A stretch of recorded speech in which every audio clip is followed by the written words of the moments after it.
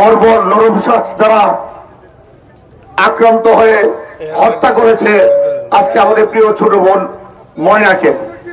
এই ময়না লাশকে সামনে রেখে আমরা একত্রিত হয়েছি। আমরা এই আজকের জানাজার মাঠে ওয়াদা দিয়ে যাই, এই খুনিদেরকে পুলিশ অতি অল্প সময়ের মধ্যে বের করবে এবং তাদের ফাঁসি না হওয়া পর্যন্ত ইনশাআল্লাহ এই বিচারের আমরা এই পরিবারের পাশে থাকবো, ইনশাআল্লাহ আছি থাকবো। এবং তাদের পরিবারকে ব্রাহ্মণবাড়িয়া জেলা বিএনপির নেতৃত্বে সরাইল উপজেলা বিএনপি সহ আমরা সাভার বিএনপি সহ আমরা তাদের পরিবারের পাশে সামাজিক ভাবে বলেন, তারপরে আইনি ভাবে বলেন বিনামূল্যে সহযোগিতা করবো। গতকাল আমি ঘোষণা দিয়েছি। আর সাবাসপুর দিয়ে আমার জীবনের সবকিছু আজকের পরিবর্তন, সেই কারণে সাবাসপুর আমার দুর্বলতা সবসময় আছে।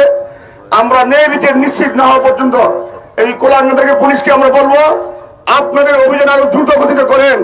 এই লাশ মানুষের আজকের এই উপস্থিতি প্রমাণ করে যে কতটা বেদনাদায়ক, কতটা মর্মাহত হয়েছি। আল্লাহ পাক সে তো শিশু, তার তো নিষ্পাপ, আল্লাহ পাক তাকে জান্নাত করো এবং তার পরিবার যেন সুখ সইতে পারে। সবাই দোয়া করবে।